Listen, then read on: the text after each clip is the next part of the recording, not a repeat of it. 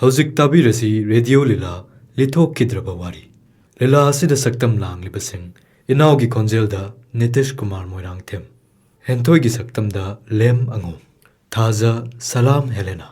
Taubagi konjelda Sana Tomba Irungbam. Inaugi mamagi konjelda Kaisham Kanon Bala Devi. Hentoigi maboki saktamda Ketri Mayum Mem Tombi Devi. Amadi Hozai nupa amagi konjelda Malem Yai. Lila asi Leichel Artist Academy gi artist singna sanabiba radio lila ni. Lila iba Thokchom Jeevan Maitei. Takpi tambiba Yendrambam Bidyarani Chanu. Lila Puthokpa Sanjit Saiko. Lila asi Diamond Radio na puthokchaba radio lila ni. Lobirasi radio lila lithok kidraba wari.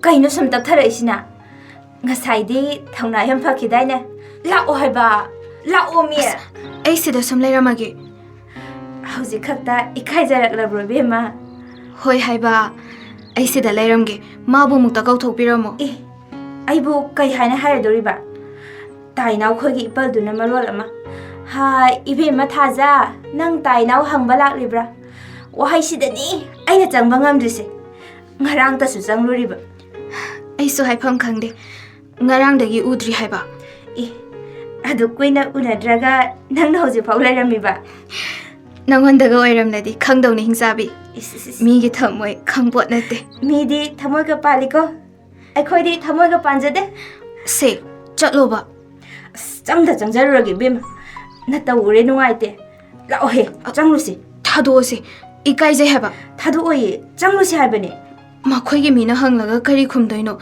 ikai je haba aina thokpa khungese adugi kari warunu changda changlusi aise tawngam bisu taraba mache machana ma leibasu nataba masidane aina warise makhoi gi thongal gi tuti makhong sida sum phamamage haba ho phamo ingoi na pi khara hauri do phoiraga social work tum tawthu am hasu nangna mapham sida phamhawo do ai uine sida phamladi tainaw na su uni haina tawbani da makhoi gi mina di uroidaba yai aina phambadi matana unaba phambane as ai ngamdo mandreda adu eraga thaja nang chatlomo aidi changlukhige haima angaubi changda changkhine se ngai kho haiba ngai kho me nang se ngai ngamdi he oiba nang loidaba simangai phagi tawbane ba thaja aise magi maphamda yam ikai khangdabi oirabra oija sanuda aina ikai khangmandabagi mafam sida yoraklisini aina phagi tawbane ba mana nangbo amukta kawbiro jo haiba aduda aina nangina taw yengena langnaba dai mafam si yorakpane ba heibireda heitadi kaya da mana sanaribanoba sanaba heibra haiba bunang aina sanaramdradi mafam se yoramloi ado janghawro ai chatkrage ngai khomi itom ta haina roiba kai ge haina roidoriba hoi bema leikai khangdaba yaudre aduga ikai sanaradana kadai matang bu yorage nungsi phagi haidunida jeksilaga phagi oi ai tana khanjabanida adudi hainuda nang ta handaba nangi wari yam lerakhraponida awoiba wari ga lirakpra haiba thajadraga to mathanda lehobane mongoda hangucho ai chale ngai khomi ai chale ko ngasi de leram sanu khangni mi bu wahanba ma thamoi gi wase tengthoklamge aina magi wakhal khanbada asuk waba aina magi damak asum khanba ayu nungthel numidang ahing chare chana chatle chatna tumle tumna aina mabu asuk khalibasibu manadi aigumna khanbiram gadra khalamoida aitana khanjabani aitana ningjabani thamoi gi mai jakse thamoi mana khangbiram laba mana aibu nuksibigani punsi sida phanglakigadra phangnida karigi phanglaidage mana yadrasu hekta laisingadabani ikai bide mina ikai khangdabini haige haijasanu aigi nungsiba magi damaktani ꯑꯩꯅ ꯏꯀꯥꯏ ꯈꯪꯗꯕꯤ ꯑꯣꯏꯔꯤꯕ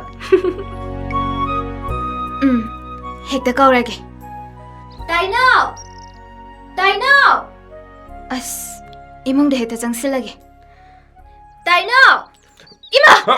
강리! 강리 야오이바 흰자봐 낭다 나때 아둑낙나 레름니디 까나나 강리 이뭉시기 마따시가 능기 마옹시가 레가이 먹기 마똥네 아들 마카디 하이로바 따하베 함 누가이 아두이 마카디 능 핵하여 아들 마카디 아이나 강세나다바시가 좀드라 아이디 강바네바 강비레다 바우 누가이바 마땀비게바 녹닝바나 로이레 아이디 헤이 바우 땀발라이 짝 어묵다 통람모 에 ngarangi sadribane as lambana loireba sigadawre aina haibadi tade phagi nate itom tani leirise ngarangsu aina chak thong chak dusu hawgana aina ga haibane isingdo khara henjin khidana kera dum onthok hauramani insang de hensang duna mukka hena hawkre mangal thongbada thumgi mahutta soda thakudana uti adum onthokredana as hauramani bu ekoi pabuna ꯆꯥꯛ ꯈꯔ ꯊꯨꯅ ꯂꯣꯏꯁꯤꯜꯂꯨ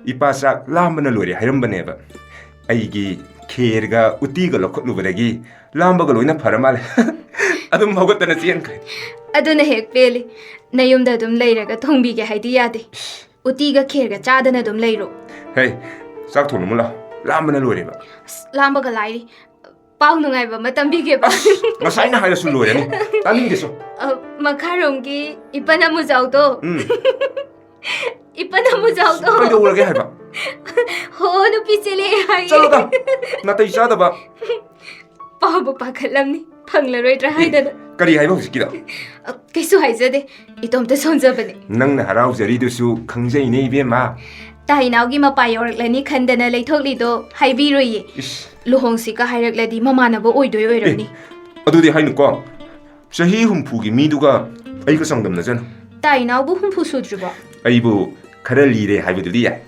ꯆꯍꯤ ꯍꯨꯝꯐꯨꯒ ꯍꯥꯏꯕꯗꯨꯗꯤ ꯍꯥꯏꯃꯟꯗ꯭ꯔꯣ 이스 ꯅꯪꯅ ꯃꯔꯣꯜ ꯑꯃ ꯑꯌꯨꯛꯁꯤꯗ ꯏꯔꯨ ꯂꯨꯖꯩ ꯈꯪꯗꯦ ꯂꯨꯖꯗꯦ ꯈꯪꯗꯦ ꯆꯟꯗꯣꯟꯑꯣ ꯆꯋꯥꯑꯣ ꯅꯥꯇꯩ ꯆꯥꯗꯕ ꯉꯥꯛꯇ ꯑꯗꯨꯗꯤ ꯍꯥꯏꯅꯨꯀꯣ ꯅꯪꯅ ꯌꯦꯡꯕꯤꯅꯕ ꯅꯝꯖꯕ ꯅꯠꯇꯦ ꯏꯁ ꯃꯤ ꯑꯌꯨꯛ ꯉꯟꯅ ꯍꯧꯒꯠꯂꯒ ꯅꯨꯃꯤꯠ ꯂꯥꯏ ꯈꯨꯔꯨꯝꯖꯔꯤꯕ ꯑꯩꯅ ꯐꯖꯕꯁꯤꯗ ꯀꯂꯛꯇꯅ ꯇꯧꯔꯤꯗꯣ ꯅꯣꯛꯅꯖꯧꯋꯣ ꯆꯨꯔꯨꯡꯖꯅꯕ ꯍꯣ ꯃꯤ ꯑꯇꯩꯅ ꯅꯝꯕꯗꯕꯨꯗꯤ ꯑꯗꯨꯝ ꯃꯐꯖꯕ ꯃꯌꯥꯝꯗꯨꯒꯤ ꯃꯔꯛꯇꯒꯤ ꯑꯩꯅ 이ሄꯟ ꯍꯦꯜꯂꯤ ꯍꯥꯏꯗꯧꯕ ꯑꯣꯏꯔꯤꯅꯤ ꯑꯩꯁꯦ ꯑꯗꯨꯝ ꯌꯥꯕꯅꯦꯕ ꯆꯨꯝꯗ꯭ꯔꯥ ꯑꯗꯣ ꯃꯤ ꯑꯇꯩꯗꯗꯤ ꯎꯍꯜꯂꯨꯅꯨꯀꯣ ꯀꯩꯒꯤ ꯅꯨꯡꯊꯤ ꯅꯨꯃꯪꯕꯗꯒ ꯆꯠꯂꯨꯕꯗ ꯊꯦꯡꯅꯕꯒ ꯊꯣꯛꯂꯗꯤ ꯈꯩꯌꯣꯝ ꯂꯥꯛꯅꯗꯅ ꯀꯔꯤ ꯍꯥꯏꯕ ꯍꯧꯖꯤꯛꯀꯤꯗꯣ ꯀꯔꯤ ꯍꯥꯏꯕꯅꯣꯕ ꯑꯁ ꯇꯥꯒꯟꯈ꯭ꯔ ꯄꯣꯠꯅꯤ ꯍꯣ ꯊꯥꯒꯠꯄꯤꯕꯅꯦꯕ ꯅꯪꯒꯤ ꯐꯖꯕ ꯅꯁꯛꯇꯨꯗ ꯁꯩꯊꯥꯔꯤꯕ ꯃꯤꯡꯅ ꯃꯔꯣꯜ ꯑꯃ ꯐꯖꯔꯤꯕ ꯐꯖꯗ꯭ꯔꯥ ꯑꯩꯈꯣꯏ ꯏꯃꯥꯅꯗꯤ ꯏꯆꯥꯊꯣꯏ ꯀꯧꯋꯦꯕ ꯑꯩꯅ ꯄꯥꯝꯖꯗꯅ ꯄꯨꯝꯅꯃꯛꯇꯒꯤꯁꯨ ꯍꯦꯟꯕ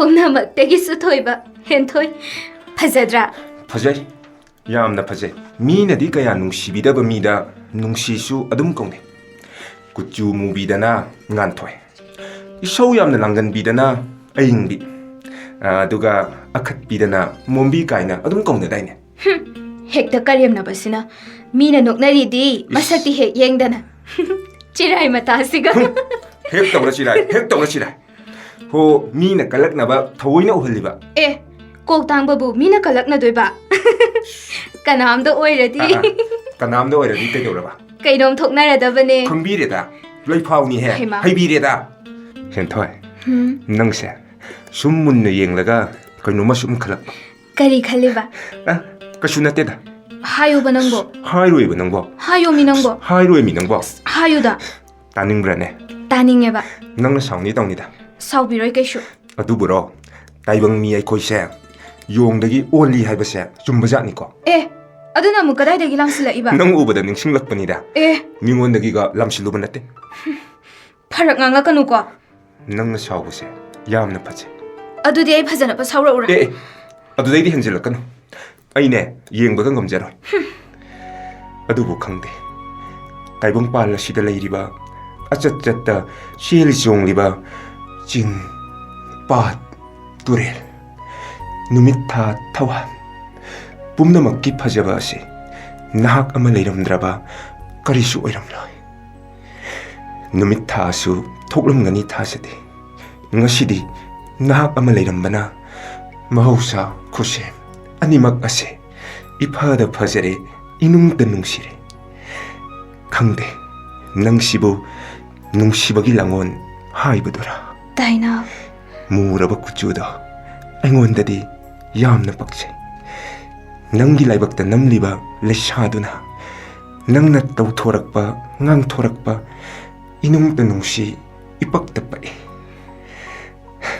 ꯃꯁꯤꯅ ꯑꯣꯏꯔꯝꯕ ꯇꯥꯏ ꯃꯤꯑꯣꯏꯕꯅ ꯅꯨꯡꯁꯤꯕꯒꯤꯗꯃꯛ ꯉꯥꯎꯅꯔꯤꯕ ꯀꯠꯊꯣꯛꯅꯔꯤꯕ ꯃꯃꯜ ꯌꯥꯝꯂꯕ ꯊꯋꯥꯏ ꯄꯨꯝꯕ ꯄꯥꯝꯃꯨꯕ ꯂꯩꯇꯅ ꯊꯋꯥꯏ ꯊꯥꯅꯔꯤꯕ ꯇꯥꯏꯅꯥꯎ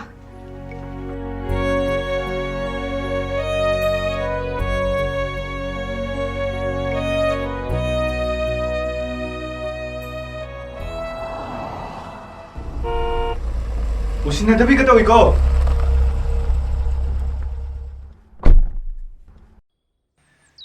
कदाई चलोइनो हन्मिने खरसी लाउदना ꯑꯩꯒꯤ ꯑꯣꯏꯅꯗꯤ ꯇꯥ ꯊꯧꯕ ꯌꯥꯖꯔꯦ ꯃꯤ ꯑꯃ ꯁꯨꯝ ꯉꯥꯏꯖꯔꯝꯕꯅꯤ अदो कइनोमता हंगे ꯑꯩꯅ ꯍꯦꯟꯊꯣꯏꯒꯤ ꯃꯔꯝꯗ ꯍꯥꯏꯕ ꯋꯥꯗꯨꯕꯨ ꯃꯁꯥꯗ ꯑꯗꯨꯝ ꯍꯪꯕꯤꯌꯨ ꯑꯩꯅꯗꯤ ꯀꯔꯤ ꯈꯪꯂꯨꯅꯤ ꯃꯁꯥꯗ ꯍꯪꯂꯦ ꯈꯨꯝꯗꯕ ꯐꯣꯟꯁꯨ ꯄꯥꯏꯗꯕ ꯃꯨꯖꯩ ꯍꯥꯏꯕꯒꯤ ꯋꯥꯅꯤ ꯃꯁꯛꯀꯗꯤ ꯔꯥꯁꯤ ꯌꯥꯝꯅ ꯂꯩꯈ꯭ꯔꯕ ꯃꯥꯒꯨꯝꯅ ꯆꯪꯈꯣꯟꯅ ꯐꯖꯕꯤꯁꯤꯗꯤ ꯑꯩꯗꯤ ꯊꯦꯡꯅꯗ꯭ꯔꯤ ꯑꯣꯏꯕ ꯑꯗꯨ ꯉꯥꯛꯅꯁꯨ ꯃꯥꯏ ꯀꯟꯕꯤꯅꯨꯗ ꯈꯔꯁꯨ ꯂꯦꯝꯊꯣꯛꯄ ꯃꯇꯝ ꯕꯤꯌꯨ ꯃꯇꯝꯁꯦ ꯌꯥꯝꯅ ꯆꯥꯎꯈꯠꯂꯕꯅꯤ ꯄꯣꯏꯅꯨ ꯊꯥꯗ ꯎꯆꯤꯅ ꯅꯨꯄꯤ 8 ꯂꯣꯜꯂꯤ ꯍꯥꯏꯕ ꯃꯇꯝꯗꯣ ꯍꯧꯈ꯭ꯔꯕꯅꯤ ꯌꯨꯝꯗ ꯂꯩꯔꯤꯕ ꯏꯅꯝꯃ ꯑꯍꯨꯝꯗꯨꯒꯤꯁꯨ ꯈꯔ ꯈꯟꯕꯤꯌꯨ ꯏꯁꯥꯅ ꯌꯥꯅ ꯑꯃꯠꯇ ꯄꯨꯔꯛꯈꯤꯕ ꯅꯠꯇꯦꯗ ꯃꯁꯥ ꯃꯁꯥꯅ ꯌꯨꯝꯗ ꯇꯣꯛ ꯇꯣꯛ ꯍꯦꯛꯇ ꯂꯥꯛꯄꯅꯤ ꯇꯥꯟꯊꯣꯛꯂꯨꯔꯦ ꯊꯕꯛ ꯇꯠꯅꯤꯗꯣ ꯑꯗꯨꯗ ꯁꯨꯝ ꯂꯩꯖꯔꯁꯅꯨ ꯍꯥꯏꯗꯅ ꯃꯤꯅꯥꯏ ꯑꯣꯏ ꯀꯔꯤ ꯑꯣꯏ ꯁꯨꯝ ꯂꯩꯔꯕ ꯍꯥꯏꯕꯗꯨꯅꯤ ꯃꯃꯥꯏ ꯀꯟꯃꯜꯂꯕꯒꯤ ꯂꯩꯕ ꯍꯥꯏꯕꯗꯨꯅꯤꯗ ꯑꯩꯉꯣꯟꯗꯒ ꯑꯣꯏꯔꯝꯃꯗꯤꯅꯦ ꯅꯍꯥꯟꯅ ꯅꯨꯄꯥ 10ꯗꯤ ꯁꯨꯔꯝꯃꯗꯧꯅꯤ ꯇꯥ ꯊꯧꯕ ꯂꯝꯕꯤ ꯂꯝꯖꯥꯎꯗ ꯑꯁꯨꯝꯅ ꯎꯅꯕ ꯀꯧꯅꯕ ꯇꯧꯒꯨꯝꯁꯤ ꯑꯩꯗꯤ ꯇꯥ ꯊꯧꯕꯒ ꯑꯁꯨꯝꯅ ꯋꯥꯔꯤ ꯁꯥꯕꯁꯦ ꯄꯥꯈꯠꯄꯅ ꯅꯤꯛꯏ ꯇꯥ ꯊꯧꯕꯗꯤ ꯃꯇꯤꯛ ꯂꯩꯕ ꯃꯤꯅꯤꯗꯣ ꯑꯩꯒꯨꯝꯕ ꯑꯃꯒ ꯑꯁꯨꯝꯅ ꯋꯥꯔꯤ ꯁꯥꯕꯁꯦ ꯂꯦꯝꯖꯔꯣꯏ ꯍꯥꯏꯕꯅꯤꯀꯣ ꯑꯩꯗꯤ ꯁꯥꯎꯒꯦ ꯇꯧꯔꯨꯔꯦꯗꯅ ꯑꯗꯨꯒꯤꯗꯤ ꯀꯩꯁꯨ ꯈꯟꯅꯨꯗ ꯑꯩꯒꯤ ꯒꯥꯔꯤꯒꯤ ꯑꯣꯏ ꯊꯪꯕ ꯐꯝꯐꯝꯁꯦ ꯅꯈꯣꯏꯒꯤꯗꯃꯛꯅꯤꯅꯦ ꯍꯦꯟꯊꯣꯏꯒꯤ ꯋꯥꯈꯜꯁꯨ ꯌꯥꯝ ꯂꯨꯅ ꯈꯟꯕꯤꯅꯨ ꯃꯥꯒꯤꯁꯨ ꯑꯔꯦꯞꯄ ꯂꯩ ꯁꯪꯒꯕꯨ ꯄꯥꯝꯗꯕ ꯁꯦꯜꯕꯨ ꯃꯤꯍꯧꯗꯕ ꯃꯤꯗꯤ ꯂꯩꯔꯝꯂꯣꯏꯗ ꯃꯥꯅ ꯋꯥꯅ ꯃꯕꯣꯛ ꯍꯅꯨꯕꯤ ꯑꯃꯒ ꯇꯦꯛꯊꯔꯕ ꯌꯨꯝ ꯑꯃꯗ ꯁꯤꯕ ꯉꯥꯏꯗꯨꯅ ꯂꯩꯕꯗꯣ ꯑꯩꯅ ꯌꯦꯡꯕ ꯉꯝꯗꯗꯨꯅ ꯇꯧꯕꯅꯤꯗ ꯑꯩꯒꯤ ꯃꯊꯣꯜꯂꯣꯡꯕ ꯗꯂꯥꯟꯗꯨꯒꯤ ꯃꯄꯨ ꯑꯣꯏꯖꯍꯧ ꯍꯥꯏꯕꯒꯤ ꯋꯥꯅꯤ ꯌꯥꯗ꯭ꯔꯒꯅ ꯀꯣꯝꯗ ꯄꯨꯊꯖꯔꯦꯗꯅ ꯇꯥ ꯊꯧꯕ ꯑꯣꯐꯤꯁꯔꯅꯤ ꯁꯪꯒ ꯂꯩ ꯏꯅꯥꯛꯁꯨ ꯈꯣꯜꯂꯤ ꯁꯛꯁꯨ ꯐꯖꯩ ꯑꯗꯨꯕꯨ ꯑꯋꯥꯠꯄ ꯑꯃꯗꯤ ꯂꯩ ꯑꯗꯨꯗꯤ ꯑꯋꯥꯠꯄꯗꯣ ꯍꯥꯏꯔꯣꯗꯅ ꯅꯨꯄꯥ ꯑꯃ ꯑꯣꯏꯕꯒꯤ ꯂꯦꯝꯊꯣꯛꯄ ꯍꯥꯏꯕꯗꯣ ꯋꯥꯠꯂꯦ ꯑꯗꯨꯗꯤ ꯑꯗꯨꯝꯅ ꯍꯥꯏꯒꯅꯨ ꯂꯦꯝꯕ ꯍꯥꯏꯌꯣ ꯂꯦꯝꯂꯤꯉꯩꯗ ꯂꯦꯝꯍꯧꯕ ꯏꯀꯥꯏꯕ ꯍꯥꯏꯕꯗꯨ ꯌꯥꯎꯔꯝꯂꯕꯗꯕꯨ ꯑꯩꯅ ꯉꯁꯤ ꯏꯅꯥꯛ ꯈꯨꯜꯂꯤꯕ ꯃꯊꯣꯜꯂꯣꯡꯕ ꯌꯨꯝꯗ ꯂꯩꯔꯤꯁꯤꯕꯨ ꯐꯪꯂꯝꯒꯗ꯭ꯔꯣ ꯃꯊꯣꯜꯂꯣꯡꯕ ꯌꯨꯝꯗ ꯂꯩꯅꯤꯡꯗꯕ ꯄꯨꯛꯆꯦꯜ ꯈꯣꯏꯖꯦꯜ ꯇꯤꯟꯅꯅ ꯑꯍꯥꯎ ꯍꯥꯎꯇ ꯑꯔꯩ ꯂꯩꯇ ꯇꯥꯊꯣꯛ ꯇꯥꯁꯤꯟ ꯇꯧꯗꯨꯅ ꯂꯩꯕ ꯄꯥꯝꯖꯕ ꯃꯤꯁꯨ ꯑꯗꯨꯝ ꯂꯩꯔꯝꯒꯅꯤꯗ ꯑꯁ ꯑꯩꯅ ꯐꯥꯒꯤ ꯇꯧꯔꯒ ꯆꯥꯟꯅꯅ ꯍꯦꯛꯇ ꯁꯥꯎꯔ ꯃꯥꯜꯂꯦ ꯁꯥꯎꯅꯣꯕ ꯂꯥꯛꯑꯣꯁꯦ ꯆꯠꯃꯤꯟꯅꯈ꯭ꯔꯁꯦ ꯆꯥꯔ ꯀꯣꯐꯤꯔ ꯌꯥꯖꯔꯦ ꯇꯥ ꯊꯧꯕ ꯑꯩꯅ ꯉꯥꯏꯔꯤꯗꯣ ꯑꯥꯗ ꯂꯥꯛꯑꯦ ꯍꯣ ꯑꯩ ꯁꯤꯗ ꯂꯩꯌꯦ ꯁꯤꯗ ꯁꯣꯝꯗ ꯁꯣꯝꯗ ꯍꯥꯏ ꯉꯥꯏꯈꯣ ꯑꯗꯨꯗꯤ ꯑꯩ ꯆꯠꯂꯒꯦ ꯃꯤꯅ ꯎꯔꯒ ꯅꯨꯡꯉꯥꯏꯔꯔꯣꯏꯕ ꯀꯣꯟꯅ ꯑꯃꯨꯛ ꯎꯅꯔꯁꯦ ꯑꯩ ꯆꯠꯂꯦꯀꯣ ꯑꯩꯅ ꯍꯥꯏꯁꯤꯟꯅꯗꯨꯅ ꯀꯧꯁꯤꯟꯅꯕꯁꯤꯗ ꯆꯠꯈ꯭ꯔꯦꯅꯦ ꯉꯛꯏꯀꯣ ꯍꯧꯖꯤꯛ ꯃꯇꯝꯁꯤꯒꯤ ꯃꯤꯑꯣꯏꯕ ꯃꯈꯨꯠꯇꯒꯤ ꯏꯈꯨꯠꯇ ꯑꯉꯝ ꯑꯉꯝꯕ ꯆꯥꯅꯕ ꯂꯥꯛꯅꯕ ꯁꯦꯠꯅꯕ ꯍꯥꯠꯇꯣꯛꯅꯕ ꯃꯁꯤꯗ ꯇꯨꯡ ꯍꯟꯅ ꯆꯦꯜꯂꯤꯕ ꯃꯤꯗꯨꯅꯤꯀꯣ ꯃꯤꯀꯤ ꯊꯤ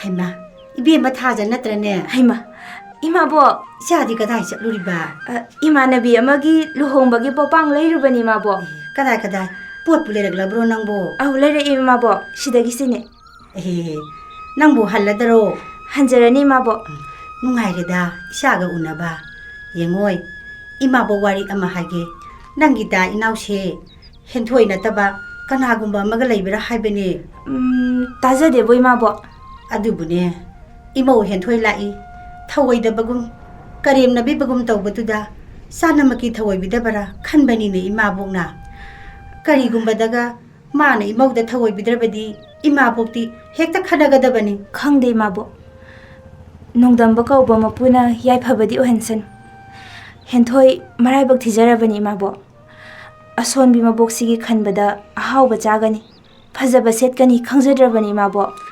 ꯑꯍꯜꯗꯨꯒꯤꯗꯤ ꯑꯩꯈꯣꯏꯅ ꯄꯨꯟꯅ ꯂꯩꯃꯤꯟꯅꯔꯁꯨ ꯌꯥꯄꯣꯅꯤꯗ ꯊꯥꯖ. ꯏꯃꯥꯕꯣꯛꯅ ꯑꯗꯨꯝꯅ ꯍꯦꯟꯊꯣꯏꯕꯨ ꯅꯨꯡꯁꯤꯕꯤꯕꯗꯨ ꯎꯔꯒ ꯅꯆꯥꯁꯨ ꯍꯔꯥꯎꯖꯩ. ꯂꯥꯏꯔꯤꯛ ꯂꯥꯏꯁꯨꯗꯁꯨ ꯌꯥꯝ ꯐꯅ ꯍꯧꯔꯛꯄꯅꯤ. ꯑꯩꯈꯣꯏ ꯇꯝꯃꯤꯟꯅꯕꯁꯤꯡꯗꯒꯤ ꯃꯥꯇꯅ ꯃꯀꯣꯛ ꯑꯣꯏꯔꯛꯄꯅꯤ. ꯂꯩꯃꯟꯗꯕꯅ ꯂꯥꯏꯔꯤꯛ ꯇꯝꯕ ꯇꯣꯛꯈꯤꯕꯅꯤ ꯏꯃꯥꯕꯣꯛ. ꯏꯃꯧꯒꯤ ꯋꯥꯔꯤꯕꯨꯗꯤ ꯃꯥꯒꯤ ꯑꯣꯖꯥ ꯂꯩꯄꯥꯛ ꯂꯩꯅꯁꯨ ꯇꯠꯇꯅ ꯂꯤꯕꯤꯗ. ꯏꯃꯥꯕꯣꯛꯇꯤ ꯍꯦꯟꯊꯣꯏꯁꯦ ꯑꯣꯟꯊꯣꯛꯅ ꯅꯨꯡꯁꯤꯖꯈ꯭ꯔꯦ. ꯍꯣꯔꯦꯜ ꯍꯌꯦꯡ ꯅꯥꯏꯗꯅ ꯅꯨꯃꯤꯠ ꯑꯃꯗ ꯍꯦꯛꯇ 이마복쇼 숨나 칼리 ꯌꯥꯝ ꯐꯩꯌꯦ ꯏꯃꯥꯕꯣꯛ. ꯅꯆꯥꯒꯤꯁꯨ ꯄꯥꯡꯕ ꯌꯥꯕ ꯃꯇꯦꯡ ꯄꯥꯡꯖꯒꯦ ꯏꯃꯥꯕꯣꯛ. 이자 ꯑꯩꯈꯣꯏꯅ ꯄꯥꯡꯗꯅ ꯀꯅꯥꯅꯗꯤ ꯄꯥꯡꯒꯅꯤ? 이자ꯁꯤꯡ ꯂꯩꯔꯤ ꯑꯩꯈꯣꯏ ꯋꯥꯗꯦ. ꯅꯪꯒꯤ ꯏꯇꯥ ꯏꯅꯥꯎꯇꯁꯨ ꯈꯔ ꯍꯥꯏꯌꯨ ꯍꯥꯏꯕꯅꯤ ꯅꯈꯣꯏꯕꯨ. ꯑꯩꯈꯣꯏꯅꯕꯨ ꯀꯔꯤ ꯍꯥꯏꯒꯅꯤ ꯏꯃꯥꯕꯣꯛ? ꯍꯣꯏꯅꯦ ꯍꯣꯏꯅꯦ ꯑꯗꯨꯁꯨ ꯆꯨꯝꯃꯤꯅꯦ. ꯅꯄꯜꯁꯨ ꯃꯆꯥꯅꯨꯄꯥꯗ ꯈꯖꯤꯛ ꯈꯖꯤꯛꯀ ꯍꯥꯏꯔꯤꯄꯣꯠꯅꯤꯗ. ꯇꯥꯏꯅꯥꯎꯗꯤ ꯑꯗꯨꯝ ꯇꯥꯕ꯭ꯔꯥ ꯏꯃꯥꯕꯣꯛ? ꯅꯄꯜꯅ ꯋꯥꯔꯤ ꯂꯤꯔꯛꯂꯕꯗꯤꯅꯦ ꯑꯗꯨꯝ ꯆꯦꯟꯈ꯭ꯔꯒꯗꯕꯅꯤ. ꯅꯨꯡꯉꯥꯏꯈ꯭ꯔꯄꯣꯠꯅꯤ ꯃꯄꯥ ꯃꯆꯥꯒꯤ ꯋꯥꯔꯤꯁꯤꯗꯤ. ꯃꯄꯥ ꯃꯆꯥ ꯃꯃꯥꯟꯅꯕꯗꯨꯅ ꯂꯣꯏꯅꯕ ꯃꯤꯁꯨ ꯃꯔꯩꯔꯤ. ꯍꯣꯏ ꯏꯃꯥꯕꯣꯛ. ꯏꯄꯟꯁꯦ ꯐꯥꯒꯤꯗꯤ ꯇꯧꯒꯜꯂꯦ ꯍꯥꯏꯕꯨ ꯑꯩꯁꯨ ꯏꯀꯥꯏꯖꯕꯅ. ꯕꯦꯝꯃ ꯊꯥꯖ ꯅꯄꯜ ꯂꯥꯛꯂꯦ. 이마보. ꯂꯥꯛꯑꯣ ꯂꯥꯛꯑꯣ. ꯅꯄꯜꯒꯤ ꯒꯥꯔꯤꯁꯤꯗꯅꯦ 이마복과 야우크러시. ꯍꯣꯏ 이마보.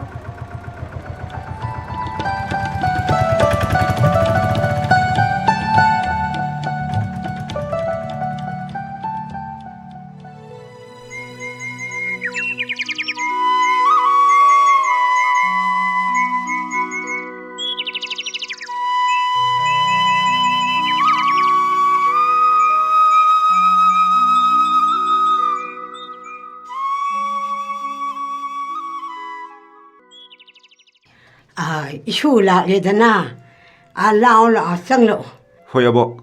아버기 파몽데 핵다 파몽 아솜나 마락마락다수 짜토로 우네 ꯑꯕꯣꯛ. 이슈나 또이네 라르가 아이코이기 와칸세 싹폭제이 미론가 레이자다버네 ꯑꯕꯣꯛ ꯑꯁꯤ ꯑꯕꯣꯛꯀꯤ ꯆꯥꯅꯅꯕ ꯍꯥꯏꯗꯅ ꯀꯔꯤꯅꯣ ꯈꯔ ꯄꯨꯖꯔꯛꯄꯅꯤ. 까레기 포락리바노네 이슈나 부럭만바 히엔바다 아이코이 이까이라버네 ꯑꯕꯣꯛ ꯀꯅꯥ ꯅꯠꯇꯦ 이문 ꯃꯅꯨꯡꯅꯤ ꯈꯟꯗꯨꯅ ꯅꯁꯨꯅ ꯁꯨꯝ ꯇꯧꯕꯁꯤꯕꯨ ꯍꯦꯟꯃꯜꯂꯕ꯭ꯔꯥ ꯑꯕꯣꯛ? 이슈나 아솜 포락바 아이코이나 아솜 라호바 헤말레 하이바니다. ꯌꯦꯡꯉꯨꯅꯦ ꯑꯕꯣꯛ ꯍꯣꯏꯒꯤꯅꯤ ꯍꯥꯏꯕꯗ ꯀꯅꯥꯗꯤ ꯂꯩꯔꯤ ꯃꯇꯦꯡ ꯄꯥꯡꯕꯤꯅꯕ ꯌꯦꯡꯁꯤꯟꯕꯤꯅꯕ? ꯑꯕꯣꯛ ꯅꯁꯨꯁꯤꯡ ꯂꯩꯔꯤ ꯀꯔꯤꯒꯤ ꯋꯥꯒꯅꯤ? ꯄꯨꯛꯅꯤꯡꯁꯨ ꯁꯣꯟꯊꯕꯤꯒꯅꯨ ꯋꯥꯈꯜꯁꯨ ꯍꯟꯊꯕꯤꯒꯅꯨ. 아보나 아할 오실락바시다 이슈 누피기 칸바다 아복 시봉 한모이도리에 어버 방건나가 타이나 나때도 빵칸주 칸진비르누다 어복 와나버네. 나코이나디 칸가누 하리바 칸다바디 ngam다바디네 이슈 누피기 마팜 아마땅 캉러바디 아복디 시르바수 야라버네. 어버 나코이나 까리 하이너리 마땀 오이다두나 떠우보니다 어버. 나코이기 마땀마도 ngaibada abokti sibana halani 어버 nangumba maram mokpa isunupa amana isunupigi ni haiduna phangjabasi abok pele 어버 nungaire ado nakoigi matamduna kayang wani 락라니바 아코이 어복시마 nakoine lakani hairaga sulak helakti 어버 오이러니 하이러가네 수오 해 오이다바 나 코이 방문디고 어복시마 아이 시바나네 한전이 아스 하이디바 어버 야레시 독비로시 하이다바 나띠니 하이 하우지세 미야나 파트라바니 호이 어버 마탐 아마다디 미가 얌나 누시나라미 하우지띠 누시나바 마팅 방바 레이키드레 호이 어버 미락시다 미만በꯁꯤꯡꯅ ꯌꯣꯠꯅꯕꯅꯤꯅꯦ ꯑꯁꯨꯝꯕꯅꯤ 어버 ꯑꯩꯒꯤ ꯏꯁꯨꯒꯤ ꯑꯩ ꯋꯥꯖꯩꯅꯦ ꯀꯔꯤꯒꯨꯝꯕ ꯈꯨꯖꯤꯟ ꯈꯨꯅꯥꯞ ꯊꯣꯛꯇꯒꯤ ꯐꯠꯇꯕ ꯊꯣꯛꯈꯤꯗ꯭ꯔꯥ ꯇꯝꯕ ꯉꯝꯗꯦꯅꯦ ꯑꯩ ꯏꯕꯨꯡꯉꯣ 어버 ꯀꯔꯤꯁꯨ ꯇꯧꯔꯣꯏꯁꯦ ꯋꯥꯕꯤꯒꯅꯨ ꯑꯩꯈꯣꯏ ꯃꯌꯥꯝ ꯑꯃꯁꯨ ꯂꯩꯔꯤꯕꯁꯤꯗꯤ ꯀꯔꯤꯒꯤ ꯋꯥꯗꯅꯤ ꯆꯝꯖꯔꯕꯅꯤ ꯍꯥꯏꯗꯨꯅ ꯆꯠꯄ ꯌꯥꯗ꯭ꯔꯕꯅꯤꯅꯦ ꯍꯩ ꯊꯥꯏꯅꯒꯤ ꯃꯇꯝꯗꯣ ꯑꯣꯏꯗ꯭ꯔꯕꯅꯤ ꯊꯛ ꯈꯥ ꯑꯣꯟꯅꯔꯕꯅꯦ ꯍꯣꯏ ꯑꯕꯣꯛ ꯌꯥꯅꯗ꯭ꯔꯤꯕꯅꯤ ꯍꯥꯏꯗꯨꯅ ꯃꯤꯒ ꯅꯤꯡꯉꯥꯏ ꯁꯦꯡꯗꯥꯅꯒꯅꯨꯀꯣ ꯏꯕꯨꯡꯉꯣ ꯍꯣꯏ ꯑꯕꯣꯛ ꯅꯁꯨ ꯄꯨꯝꯅꯃꯛ ꯈꯪꯖꯔꯦ ꯑꯗꯨꯗꯤ ꯑꯕꯣꯛ ꯅꯁꯨ ꯑꯃꯨꯛ ꯆꯠꯆꯔꯨꯈꯤꯒꯦ ꯆꯠꯂꯣ ꯆꯠꯂꯣ ꯀꯌꯥꯗ ꯅꯨꯡꯁꯤꯈ꯭ꯔꯕ ꯑꯉꯥꯡꯅꯣꯅꯦ ꯁꯦ ꯑꯩꯒꯤꯁꯨ ꯃꯄꯥ ꯃꯃꯥꯅ ꯃꯆꯥꯅꯨꯄꯥ ꯑꯃꯇꯪꯒ ꯊꯝꯕꯤꯔꯝꯂꯕꯗꯤ ꯀꯌꯥꯗ ꯅꯨꯡꯉꯥꯏꯖꯒꯕ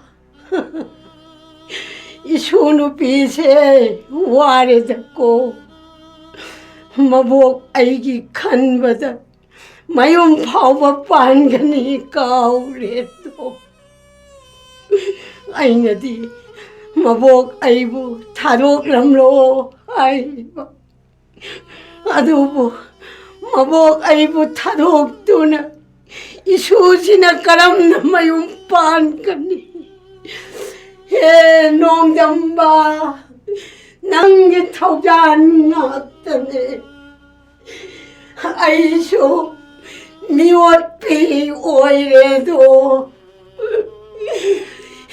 아이는 이 속이 람비다 일랬고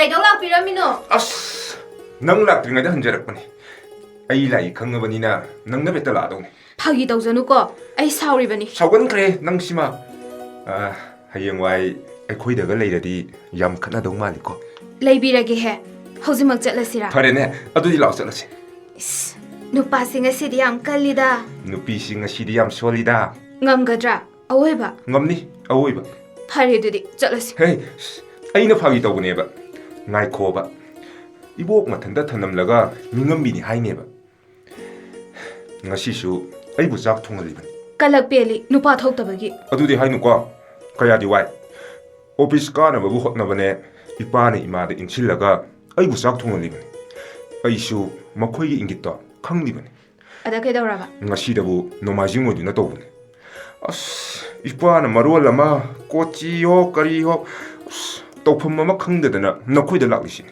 이빠나 째려가 ꯑꯩꯈꯣꯏꯗ ꯍꯦꯛꯇ ꯂꯥꯛꯄ 이빠나 째드라가 ꯍꯦꯛꯇ 까우바 ꯐꯩꯅꯦ ꯇꯧꯐꯝ ꯑꯃ ꯈꯪꯗꯗꯅ ꯅꯪꯒ ꯀꯔꯤꯅꯣ ꯇꯥꯟꯅꯁꯤꯔ ꯍꯥꯏꯗꯅ ꯂꯥꯛꯄꯒꯤ ꯋꯥꯅꯤ ꯈꯟꯐꯝꯒ ꯑꯃꯠꯇ ꯈꯪꯗ꯭ꯔꯦꯕ 이빠ꯃꯛꯀꯤ ꯃꯇꯧꯅꯦ ꯌꯨꯝꯗꯒ ꯍꯟꯖꯅꯤꯡꯗ꯭ꯔꯕꯅꯤꯀꯣ ꯑꯩ ꯀꯗꯥꯏꯗ ꯂꯩꯔꯨꯗꯣꯏꯕ ꯈꯪꯗꯦ ꯍꯦꯟꯊꯣꯏ ꯅꯈꯣꯏ ꯌꯨꯝꯗ ꯂꯩꯔꯁꯤꯔ ꯑꯗꯨꯗꯤ ꯍꯌꯦꯡꯅ ꯌꯨꯝꯗ ꯄꯥꯎ ꯍꯟꯗꯣꯛꯄ ꯆꯠꯄ ꯇꯥꯔꯦ ꯐꯅꯕꯨ ꯅꯨꯡꯉꯥꯏꯅꯤ ꯑꯅꯧꯕ ꯑꯃ ꯑꯣꯏꯅ ꯐꯖꯩꯅꯦ ꯋꯥꯔꯤꯗꯤ ꯑꯔꯣꯏꯕꯤꯅꯤ ꯑꯗꯣ ꯀꯃꯥꯏꯅ ꯇꯧꯗꯣꯏꯅꯣ ꯍꯥꯏꯌꯣꯕ ꯑꯗꯣ ꯌꯦꯡꯂꯅꯤ ꯍꯥꯏꯗꯣ ꯌꯦꯡꯂꯣꯗꯅ ꯐꯔꯦꯅꯦ ꯌꯦꯡꯐꯝ ꯍꯥꯏꯔꯣ ꯌꯦꯡꯂꯒꯦ ꯀꯔꯦꯝꯅꯖꯅꯨꯀꯣ ꯑꯩ ꯁꯥꯎꯔꯤ ꯀꯔꯦꯝꯅꯕ ꯅꯠꯇꯦꯕ ꯁꯦ ꯁꯤ ꯎꯕ꯭ꯔꯥ ꯁꯤꯕꯨ ꯄꯥꯝꯗ꯭ꯔꯣ ꯁꯦ ꯅꯪꯒꯤꯅꯦ ꯁꯤꯕꯨ ꯀꯔꯤꯅꯣ ꯄꯥꯝꯗꯦꯆꯣ ꯀꯅꯥꯗꯅꯣꯃ ꯄꯤꯔꯨꯆꯣ ꯃꯁꯤꯗꯤ ꯍꯦꯛ ꯉꯝꯊꯣꯛꯄ ꯍꯩꯃꯥ ꯃꯁꯤꯗꯤ ꯃꯃꯥꯡ ꯄꯨꯈ꯭ꯔꯤꯗ ꯇꯣꯏꯅ ꯇꯥꯏ ꯍꯥꯏꯗꯤ ꯆꯥꯅꯅ ꯉꯥꯎꯔꯦꯗꯅ ꯑꯩꯕꯨ ꯌꯥꯝ ꯂꯧꯒꯟꯕꯤꯔꯣ ꯌꯥꯝꯅ ꯂꯧꯒꯟꯗꯕꯗꯨꯅꯕꯨ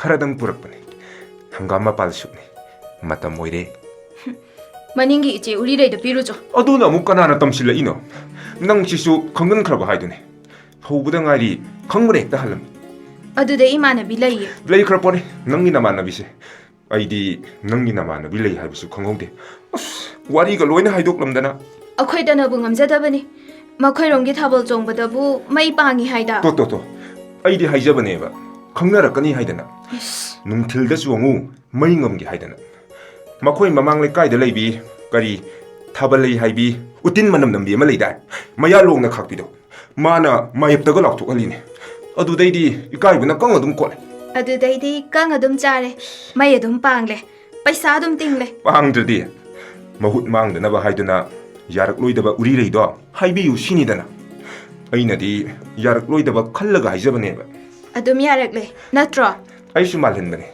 ituk tuk tharadana adugadi yarakbagi wanida ꯀꯌꯥꯗ ꯍꯔꯥꯎꯅ ꯇꯝꯃꯤꯅꯣꯃꯤ ꯑꯩꯅ ꯁꯣꯝꯗ ꯁꯥꯎꯅꯤꯡꯕꯅ ꯂꯣꯏꯔꯦꯕ haraudadi kainone mi yarakladaba ꯂꯩꯁꯥꯕꯤ ꯈꯣꯡꯃꯨ ꯊꯣꯛꯄꯤꯗꯨꯗ ꯍꯔꯥꯎꯔꯤꯕ masu aisu mahut mangdredana ꯑꯩ ꯊꯕꯛ ꯂꯩꯍꯧꯔꯤ ꯆꯠꯂꯒꯦ as ngaikhoba aina phagi tawraga sauriro ꯁꯥꯎꯗꯦ ꯁꯦ ꯈꯨꯠꯁꯤ ꯊꯥꯗꯣꯛ se sima pusillaga changkro ꯑꯩ ꯄꯥꯝꯗꯦ ꯃꯌꯥꯝꯗꯨꯗ ꯄꯤꯔꯨꯆꯣ kanada mu pirudoino aina phagi tawguni hairedana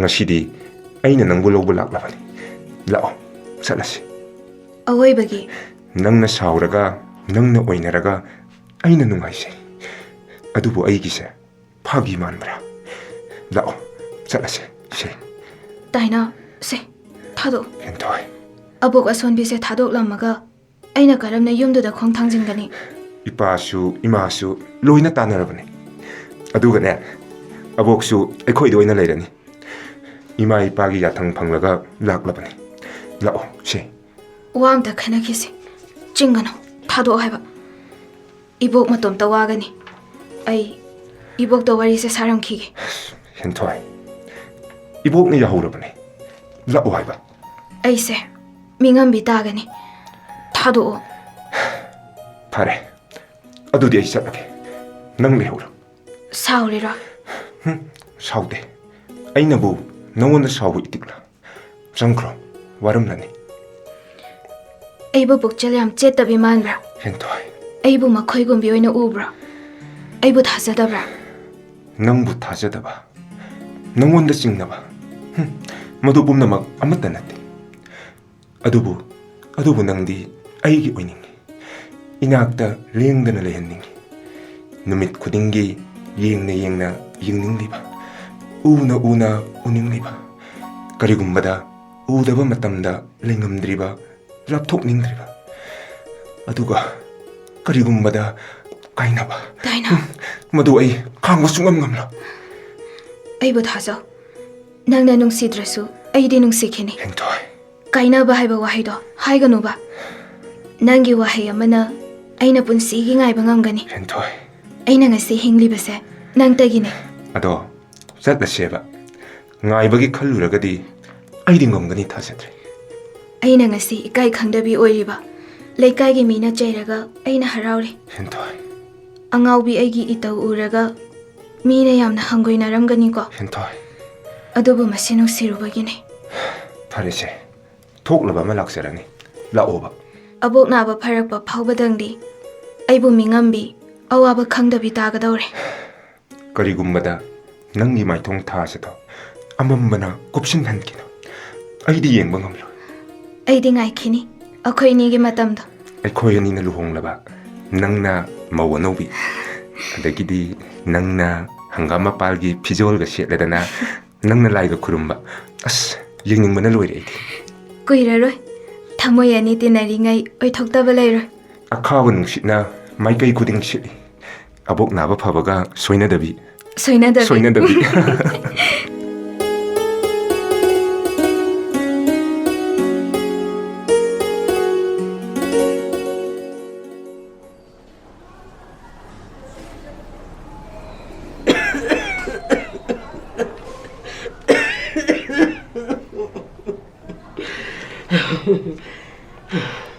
이수식이 통나 와래자고 그럼 떠오니 ꯑꯕꯣꯛ ꯅꯥꯕ ꯐꯔꯣꯕ ꯑꯕꯣꯛꯅ ꯑꯁꯨꯝꯅ ꯁꯨꯝ ꯂꯩꯔꯗꯤ ꯅꯁꯨꯁꯤꯡꯗꯤ ꯀꯔꯝꯅ ꯈꯥꯡꯒꯅꯤ ꯑꯕꯣꯛ 아보 나봐 파라니에 아 이쇼기 롱바 야우키니에 ꯍꯦꯟꯊꯣꯏꯕꯨ ꯀꯗꯥꯏ ꯆꯠꯈꯤꯒꯦ ꯑꯕꯣꯛ 아 히닥 라이니 하비라 토키바니네 힐레이 따바라 까리노 ꯑꯩ ꯉꯥꯏꯔꯒꯦ ꯑꯕꯣꯛ ngayo ꯑꯕꯣꯛ ꯆꯥꯛ ꯆꯥꯔꯁꯤꯔꯥ ꯅꯠꯇ꯭ꯔꯒ ꯆꯥ ꯑꯣꯏꯅ ꯊꯛꯁꯤꯔꯥ ꯑꯕꯣꯛ 아보 싸닝 탕닝바 파우게다 아 이싱 오이나 카직땅 탁게 ꯍꯛꯆꯥꯡ ꯈꯔ ꯀꯟꯈꯠꯅꯕ ꯒ꯭ꯂꯨꯀꯣꯁ ꯌꯥꯟꯁꯤꯀꯣ ꯑꯕꯣꯛ ꯁꯤ ꯌꯥꯔꯗ꯭ꯔꯥ ꯑꯕꯣꯛ 아 까다이 ꯁꯦ ꯑꯕꯣꯛ 야만 카레잖아 ꯊꯛꯅꯤꯡꯕꯒꯤ ꯅꯠꯇꯦꯅꯦꯍꯦ ꯄꯤꯊꯛꯅꯤꯡꯕꯗꯨꯗ ꯍꯥꯏꯕꯅꯤꯅꯦꯍꯦ 이베마 ꯑꯕꯣꯛ 이베마 타자 ꯀꯩ ꯍꯥꯏꯒꯦ ꯑꯕꯣꯛ ꯑꯕꯣꯛ ꯅꯈꯣꯏꯗ ꯋꯥꯔꯤ ꯑꯃ ꯁꯥꯒꯦꯀꯣ ꯀꯩ ꯋꯥꯔꯤꯅꯣ ꯑꯕꯣꯛ ꯑꯗꯨꯕꯨꯔꯣ 이슈 누비 헨토이세 마기 아따비 아마 아보기 칼루누 하유네 ꯍꯦꯟꯊꯣꯏꯅ ꯌꯨꯝ ꯄꯥꯟꯈ꯭ꯔꯒ ꯑꯕꯣꯛꯇꯤ ꯀꯅꯥꯒ ꯂꯩꯍꯧꯗꯧꯔꯤꯕ 아보ꯛ나 힘두나 아솜 레이르바디 마부 마윰 빨러로이 하이르브로 마시다네 아이나 시전닝이세 ꯑꯕꯣꯛ ꯑꯗꯨꯒꯤ ꯅꯠꯇꯦꯕ ꯑꯕꯣꯛ ꯏꯇꯣꯝꯇ ꯀꯅꯥ ꯌꯥꯎꯗꯅ ꯊꯝꯂꯝꯕꯗꯤ ꯀꯔꯝꯅ ꯉꯝꯒꯅꯤ ꯑꯕꯣꯛ ꯑꯕꯣꯛ ꯑꯩ ꯍꯦꯟꯊꯣꯏꯗꯣ ꯑꯁ꯭ꯋꯥꯏꯐꯥꯎꯗꯪ ꯌꯦꯡꯂꯨꯈꯤꯒꯦ ꯆꯠꯂꯣ ꯆꯠꯂꯣ ꯌꯦꯡꯉꯨꯔꯣ ꯊꯨꯔꯛꯎ ꯍꯥꯏꯌꯨꯀꯣ ꯍꯣꯏ ꯑꯕꯣꯛ ꯃꯗꯨ ꯀꯗꯥꯏꯗ ꯆꯠꯂꯤꯕꯅꯣꯅꯦ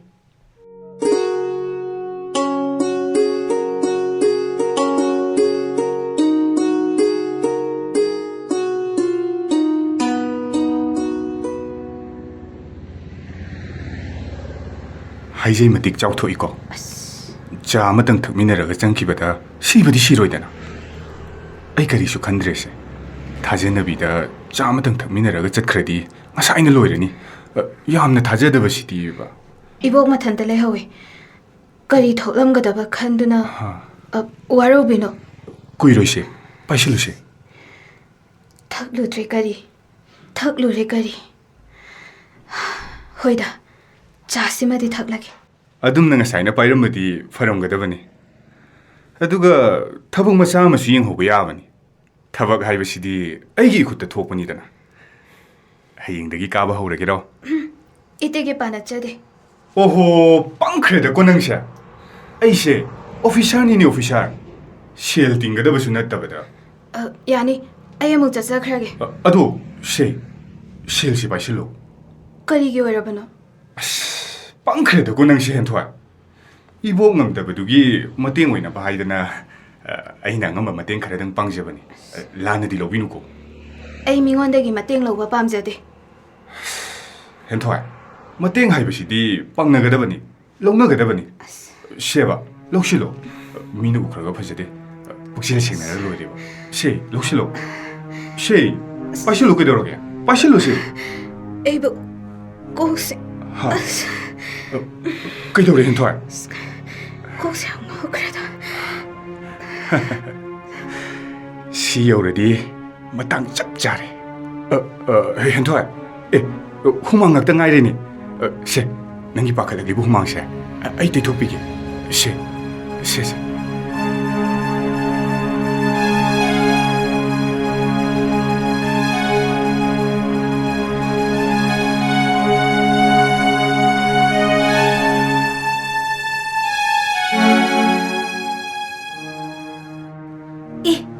ꯑꯉꯥꯎꯕꯤ ꯑꯁꯣꯝꯗꯅ ꯉꯁꯥꯏꯗꯒꯤ ꯀꯗꯥꯏ ꯆꯠꯈ꯭ꯔꯕꯅꯣꯅ ꯀꯣꯏꯊꯤ ꯊꯤꯔꯨꯔꯤ ꯑꯗꯨꯒ ꯃꯥꯅ ꯃꯐꯝꯁꯤꯗ ꯅꯤꯡꯉꯥꯏꯗꯅ ꯂꯩꯊꯣꯛꯂꯗꯅ ꯀꯩꯅꯣꯅꯦ ꯑꯕꯣꯛꯀꯤ ꯍꯤꯗꯥꯛ ꯂꯩꯅꯕ ꯁꯦꯜ ꯂꯩꯇꯦ ꯍꯥꯏꯗꯨꯅ ꯀꯞꯂꯝꯂꯤꯕꯅꯤ ꯆꯠꯂꯣ ꯍꯦꯟꯊꯣꯏ ꯊꯥꯖꯤꯜꯂꯛꯏꯉꯩ ꯁꯤꯗ ꯆꯠꯃꯤꯟꯅꯍꯧꯔꯣ ꯑꯁꯣꯝꯗꯅ ꯑꯕꯣꯛ ꯑꯁꯣꯟꯕꯤꯗꯣ ꯃꯊꯟꯇ ꯍꯣꯁꯄꯤꯇꯥꯜꯗꯨꯗ ꯍꯨꯟꯗꯣꯛꯂꯝꯂꯒ ꯑꯁꯨꯛ ꯀꯨꯏꯅ ꯆꯠꯂꯤꯁꯤꯕꯨ ꯂꯥꯛꯑꯣ ꯆꯠꯂꯁꯦ ꯍꯦꯟꯊꯣꯏ ꯄꯪꯈꯟꯁꯨ ꯈꯟꯖꯜꯂꯨꯅꯨꯗ ꯄꯨꯟꯁꯤ ꯍꯥꯏꯕꯁꯤꯗꯤ ꯃꯁꯤ ꯉꯥꯛꯇꯅꯤ ꯑꯗꯣ ꯑꯩꯁꯨ ꯊꯤꯟꯗꯣꯛꯇ꯭ꯔꯦ ꯉꯁꯤꯗꯤ ꯊꯕꯛ ꯈꯔꯁꯨ ꯆꯤꯜꯂꯤ ꯑꯩꯕꯨ ꯉꯥꯏ ꯂꯩꯔꯦ ꯑꯩ ꯆꯠꯂꯨꯈꯤꯒꯦ ꯆꯠꯂꯦꯀꯣ ꯀꯩꯒꯤꯅꯣ ꯅꯪꯅ ꯃꯐꯝꯁꯤꯗ ꯃꯁꯤꯒꯤ ꯅꯨꯄꯥꯁꯤꯒ ꯂꯩꯔꯝꯃꯤꯁꯤꯕꯣ ꯃꯇꯨꯡꯗ ꯃꯐꯝꯁꯤꯗ ꯁꯨꯛꯆꯪ ꯆꯪꯒꯅꯨ ꯁꯦꯜꯁꯦ ꯄꯥꯏꯁꯜꯂꯨ ꯇꯥꯏꯅꯥꯎꯅ ꯊꯥꯔꯛꯄꯅꯦ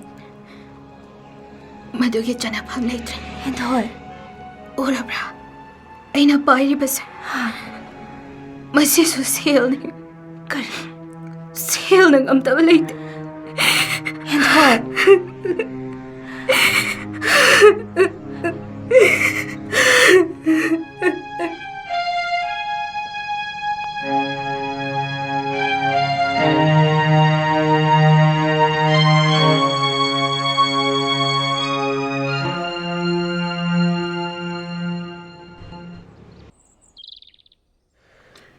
이마기 이붕어 힙tren두나다 레이러보 낭보 라오 싹세 사링에다 카라등 자톡나바 떡시 이마, 아이 짝 자닝드레. 이마 사톡비라. ꯅꯪꯅ ꯑꯗꯨꯝꯅ ꯇꯧꯔꯒ ꯅꯁꯥꯗ ꯁꯣꯛꯂꯅꯤ ꯍꯥꯏꯕꯅꯤꯅꯦ ꯅꯪꯕꯨ ꯆꯥꯕꯣꯏ ꯆꯥꯗꯕꯣꯏ ꯏꯃꯥꯒꯤꯗꯤ ꯆꯥꯇꯅꯦ ꯑꯗꯨꯝꯅ ꯇꯧꯒꯅꯨ ꯍꯥꯏꯕꯅꯤꯅꯦ ꯅꯪꯕꯨ 이마, 나사부 그이더그러보게. 아이 그슈 떠우대 이마. 이붕어 이마 와 해게 문나 따오 하비라고는 이마. 아이 까리 맞다 따닌데. 나 코이 마얌나 하이가 더우리바 마얌도. 아이 로이나 캉네. 나사부 매학당디 두민날레 헨비우 이마. 이헤 헨토이도 ꯑꯩꯈꯣꯏꯅ ꯊꯤꯕ ꯌꯥꯕ ꯊꯤꯔꯦ 이마. ꯐꯪꯕꯒꯤ ꯄꯥꯝꯕꯩꯁꯨ ꯂꯩꯇ꯭ꯔꯦ ꯃꯁꯤꯗꯕꯨ ꯑꯩꯈꯣꯏꯒꯤ ꯀꯔꯤ ꯄꯥꯝꯕꯩꯅꯣꯅꯦ ꯏꯕꯨꯡꯉꯣ 아이디 티키니 이마. 마학 롯 바야로. 그리기다막 마학나 아이코이부 우드나바 롯이바. 아홍바 하이바시부 밀kop대 핵다 뽀락바 오이가드라니 이마. ꯍꯣꯡꯕ ꯍꯥꯏꯕꯕꯨ ꯍꯣꯡꯂꯤꯕꯁꯤꯗꯤ ꯅꯨꯡꯁꯤ ꯆꯥꯟꯅꯅ ꯂꯩꯔꯝꯕ ꯏꯃꯨꯡ ꯑꯅꯤꯅ ꯉꯁꯤꯗꯤ ꯃꯄꯣꯛ ꯑꯃꯒꯤ ꯋꯥꯔꯤꯒꯨꯝ ꯎꯕ ꯐꯪꯗ꯭ꯔꯤꯕꯁꯤꯗꯤ 이마. ꯃꯈꯣꯏꯒꯤ ꯃꯄꯥꯎ ꯇꯥꯗ꯭ꯔꯤꯕꯁꯤꯗꯤ 아이디 티키니 이마. 마학 롯 바야로. 항키가니. 그리기다막 마학나 아이코이부 우드나바 롯이바노 하이나. ꯍꯦ ꯃꯥꯕꯨ ꯑꯃꯨꯛ ꯈꯜꯂꯨꯔꯅꯨ ꯑꯩꯈꯣꯏꯅ ꯍꯥꯏꯔꯤꯕꯁꯤ 마카 따비르누 이마. 나사부 와로비가노. 아이기수 북닝기 아렵벌레. ꯑꯣꯏꯔꯣꯏꯗꯕ ꯃꯪ ꯃꯪꯕꯁꯦ ꯃꯉꯥꯛꯅꯕꯅꯤ ꯃꯉꯥꯛꯅꯒꯗꯕ ꯃꯪꯗꯤ ꯃꯪꯗꯕ ꯐꯕꯅꯤ 이마. ꯋꯥꯈꯜ ꯈꯜꯂꯨ ꯅꯪ ꯑꯉꯥꯡ ꯅꯠꯇ꯭ꯔꯕꯅꯤ 안강 오이름다버두나부 하이저버니 이마. 미기 마사도 하이독비고. 미기 마사두나 이까이버 낭다가 뿜나먹 와민나가니. 미기 마사도 콩고이나 나보 헛나비가노. 아이기 분시기수 피덤레이 피랩레이 이마. ꯃꯃꯥ ꯑꯃꯅ ꯃꯆꯥ ꯑꯃꯒꯤꯗꯃꯛꯇ ꯋꯥꯖꯕꯁꯤꯕꯨ ꯇꯥꯏꯕꯪꯒꯤ ꯃꯆꯠ ꯅꯠꯇꯕꯔꯦꯅꯦ 이마ꯒꯤ 이붕ꯉꯣ 이마. ꯅꯪꯅ ꯑꯗꯨꯝꯅ ꯇꯧꯔꯒ ꯑꯩꯈꯣꯏꯅ ꯀꯔꯝꯅ ꯂꯩꯒꯅꯤ 이붕ꯉꯣ 분시 어머기다막 운시 어머나 와버디 멋졌니 이마. 이마 코이나 나짜기다막 와져봐. 나짜 강제. 이붕ꯉꯣ 아이나수 마기다막 와져루래. 상고 없나 달려봐 마팜도 nga나 칵 내닝다바네. 아썸바 이식나 따이방기디 타와이니네 이마. ꯐꯔꯦꯁꯦ ꯐꯔꯦꯁꯦ ꯆꯥꯛꯁꯦ ꯆꯥꯊꯣꯛꯂꯁꯤ ꯐꯅꯗꯤ ꯀꯨꯏꯔꯦ ꯏꯆꯥꯅ ꯆꯥꯔꯝ ꯊꯛꯂꯝ ꯈꯜꯂꯛꯇꯕ 아이 람데 이마 코이 사톡비르러. 이붕ꯉꯣ ꯅꯪꯒꯤ ꯅꯁꯥꯗꯨꯕꯨ ꯌꯦꯡꯕ ꯉꯝꯗ꯭ꯔꯤ ꯍꯥꯏꯕꯅꯤꯅꯦ ꯑꯁꯤꯒꯨꯝꯕ ꯅꯪꯒꯤ ꯁꯛꯇꯝꯁꯤꯕꯨ ꯌꯦꯡꯂꯒ ꯑꯩꯈꯣꯏꯅ ꯀꯔꯝꯅ ꯇꯨꯃꯤꯟꯅ ꯈꯥꯡꯗꯨꯅ ꯂꯩꯕ ꯉꯝꯒꯗꯒꯦ ꯏꯃꯥꯒꯤ 이붕ꯉꯣ 나짜기다막 와비가나. 나짜기 아와바 누가있다바 거리수 레이테. 어두부 마학나 까름나 레이름가다게. 마시따기 칸바다. 나짜디 앙아오바 하이바도 오이레네 이마. 아유 능틸 누미다. 아두막 칼레. 락나보이다 닝. 이마복! 이마복! 이마복부 레비다브로! ꯍꯩꯃꯥ ꯏꯕꯦꯝꯃ ꯊꯥꯖꯅꯤꯟꯍꯦ ꯏꯆꯥ ꯂꯥꯛꯏꯗꯅ 아우 이마복! ꯂꯥꯛꯑꯣ ꯂꯥꯛꯑꯣ ꯀꯥꯈꯠꯂꯛꯑꯣ ꯁꯤꯗ ꯐꯝꯃꯨꯁꯦ ꯍꯣꯏ 이마복! ꯀꯔꯤ ꯂꯩꯒꯦ ꯏꯆꯥꯅ ꯂꯥꯛꯄꯕꯣ 이마복! 한dak 머럭세 다이나우 이우 우키드레. 다이나우부 학장 ngамꯗꯕ꯭ꯔꯣ 이마복? 이빠네 학장 ngам데 하이ꯔꯝꯂꯤꯁꯤꯕꯨ. ꯈꯪꯗꯦꯗ ꯏꯕꯦꯝꯃ ꯅꯪ ꯇꯥ ꯏꯅꯥꯎꯁꯤ ꯆꯥꯎ ꯊꯛꯑꯣ ꯍꯥꯏꯕꯁꯨ ꯌꯥꯗꯦ ꯃꯥꯒꯤ ꯀꯥꯁꯤꯗꯒꯤ ꯁꯨꯛꯍꯦꯟ ꯍꯦꯟꯈꯤꯗꯕꯁꯤꯅꯤ ꯑꯗꯣ ꯏꯆꯥꯅ ꯂꯥꯛꯄ ꯇꯥꯟ ꯌꯥꯝꯅ ꯆꯥꯔꯦ 이마복! ꯌꯦꯡꯉꯣꯏ ꯏꯃꯥꯕꯣꯛꯅ ꯁꯤꯜꯂꯤꯕ ꯃꯌꯥꯝꯁꯦ ꯀꯥꯏꯒꯗ꯭ꯔꯥ ꯍꯥꯏꯅ ꯇꯧꯕꯅꯤ ꯅꯈꯣꯏꯒꯤꯁꯨ ꯈꯟꯕ ꯈꯟꯐꯝ ꯈꯪꯗꯕꯅꯤꯅꯦ 이마복ꯇꯤ. 이마복! 나짜나 락자바수 마두기니. 다이나우기 마팜다 헨토이기 와칼 칼루라노 하이자게 락자바니. 다이나우기 모ong matawsida ay haifam khanggadaba mandre. ꯑꯩꯈꯣꯏꯅ ꯍꯦꯟꯊꯣꯏꯒꯤ ꯂꯩꯐꯝ ꯈꯪꯗꯕꯁꯤꯅꯦ ꯈ꯭ꯋꯥꯏꯗꯒꯤ ꯂꯨꯔꯤꯁꯦ ꯏꯃꯥꯕꯣꯛ. ꯑꯗꯨꯅꯤꯅꯦ ꯑꯩꯈꯣꯏꯁꯨ. ꯏꯃꯥꯕꯣꯛ, ꯑꯁꯥꯝꯒꯤ ꯍꯣꯖꯥꯏꯗ 이복기 머리 마다 아마디 레이 하이 이마보. 까리 호자이다 하이바. 오 바래. 에이 하양막 마부티바 잣거니.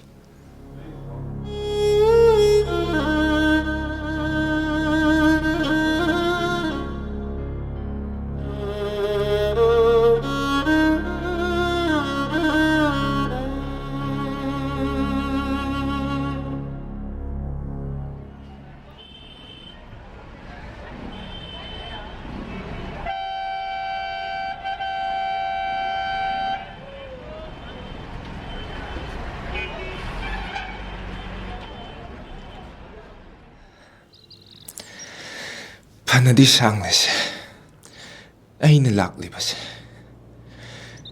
ꯀꯅꯥꯗꯅꯣ ꯑꯩꯅ ꯃꯥꯕꯨ ꯍꯪꯒꯗꯕꯁꯤꯕꯣ ngarangsu, nahalsu. Mabu tiba kaktana, punsise, lelutam kraba.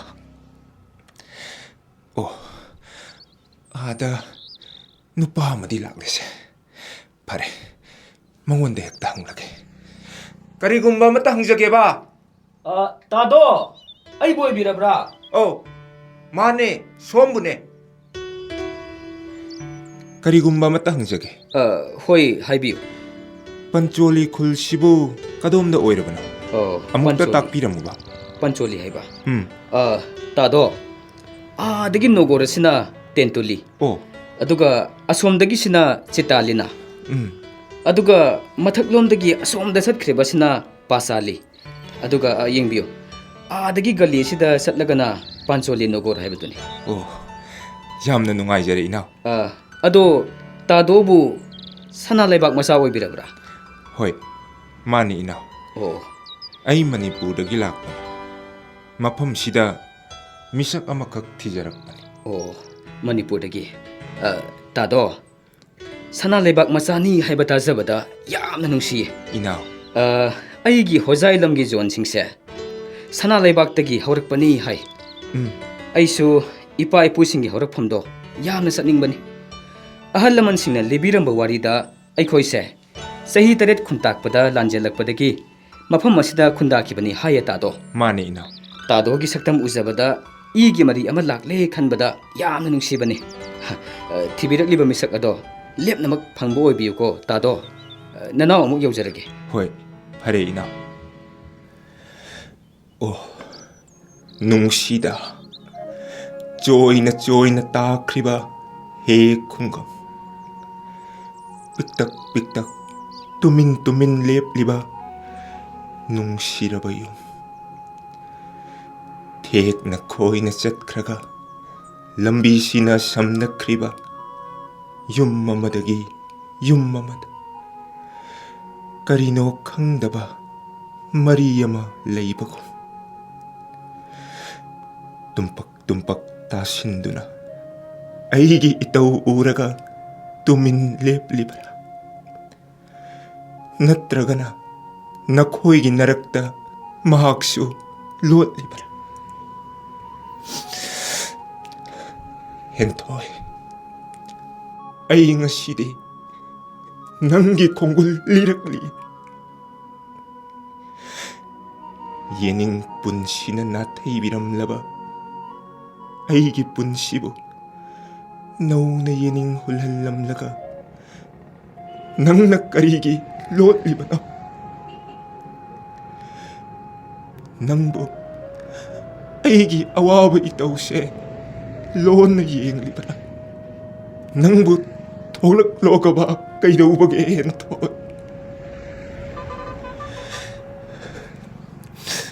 Ngarangso. Nahalso. Numit ko dingi. Ay na nang buti. Nang nadumaklot. Nang ikyekuse. Ponglok ay daw bagehen to.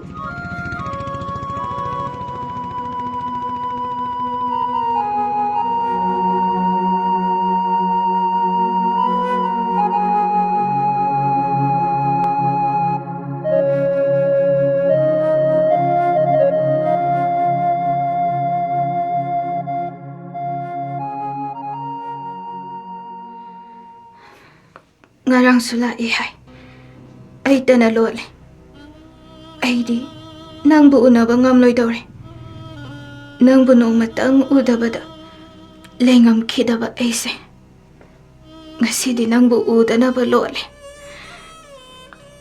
aise ngasi di isai tom ta sening lagle aina hinglingai nangi nangai na paudi taningli nangi wakal Khalaroi khale na pau tararoi maningi adubu khalaroi khanbana khanabagi ahobu oihale ai khoini na semgat minakhiba punsi khongchatto ngasidi matamgi nongleina loina homdokre lengdaba upalda yetdabagi thauna mangkre ꯅꯨꯡꯁꯤꯅ ꯁꯦꯝꯖꯔꯛꯄ ꯂꯩꯔꯥꯡꯁꯨ ꯄꯣꯝꯅ ꯂꯩꯃꯟ ꯆꯟꯈ꯭ꯔꯦ ꯃꯇꯝꯒꯤ ꯇꯤꯟꯅ ꯆꯤꯛꯇꯨꯅ ꯂꯩꯈꯣꯛꯇꯒꯤ ꯀꯦꯜꯂꯦ ꯑꯩ ꯅꯪꯕꯨꯗꯤ ꯈꯟꯗꯕ ꯅꯠꯇꯦꯀꯣ ꯑꯗꯨꯕꯨ ꯆꯪꯁꯤꯟꯅꯕ ꯌꯥꯗ꯭ꯔꯕ ꯂꯝꯕꯤꯗꯨꯗ ꯉꯁꯤꯗꯤ ꯏꯇꯣꯝ ꯂꯦꯞꯍꯧꯔꯦ ꯑꯩ ꯀꯥꯎꯗ꯭ꯔꯤ ꯃꯇꯝꯗꯣ ꯑꯩꯇꯅ ꯅꯤꯡꯖꯈꯤꯕ ꯑꯉꯥꯎꯕꯤ ꯑꯩꯒꯤ ꯏꯇꯧꯗ ꯅꯪꯕꯨ ꯀꯌꯥꯗ ꯋꯥꯍꯟꯈꯤꯕ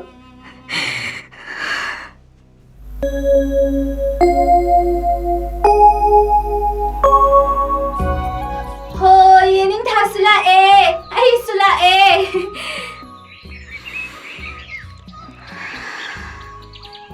ꯂꯩꯔꯥꯡꯁꯨ ꯁꯥꯠꯂꯤ ꯂꯩꯅꯝꯅ ꯇꯥꯛꯂꯤ